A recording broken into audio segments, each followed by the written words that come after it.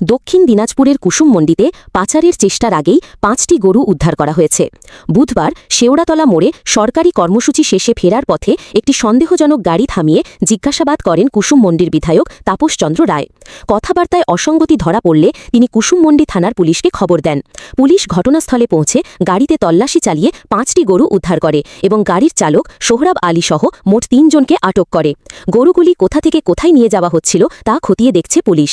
আজকে আমাদের বিশেষ কার্যক্রম ছিল, সরকারি কার্যক্রম ছিল। সেই কার্যক্রম করে ফেরার পথে আমাদের কুসুমমন্ডি যখন ফিরছিলাম তখন আমরা দেখতে পাই কুসুমমন্ডি থেকে উষান দিকে যেতে গিয়ে শেওড়াতলা ঠিক আশেপাশে মোড়ে সেখানে দুজন ব্যক্তি একটি গাড়িতে ৫টি গরুকে তুলছিলেন। এই চক্রে আমরা যখন এই পরিবেশটা যখন আমাদের চোখে পরিলক্ষিত হলো, তখন আমরা সেখানে গাড়ি দাঁড় করিয়ে আমরা ওনাদেরকে বিভিন্ন রকম প্রশ্নাবাদ করি।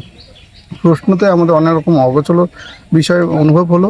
তার পরবর্তীকালে আমরা প্রশাসনকে নক করি এবং প্রশাসন এসে বাকি বিষয়টাই ওনারা হাতে নিয়ে ফেলেছে। বিষয় হচ্ছে, আপনারা সবাই জানেন পশ্চিমবঙ্গ সরকার নতুন গাইডলাইন্স রয়েছে এবং সেই গাইডলাইন্স অনুযায়ী এই যে গরু পাচার বা গরু চোরাচালান, এই বিষয়টা নিয়ে সরকার খুব সিরিয়াস রয়েছে। তারই একটি বিষয় বলতে পারেন যে আমাদের চোখে মনে হয়েছে এটা অবৈধ কিছু ঘটনা ঘটলেও ঘটতে পারে।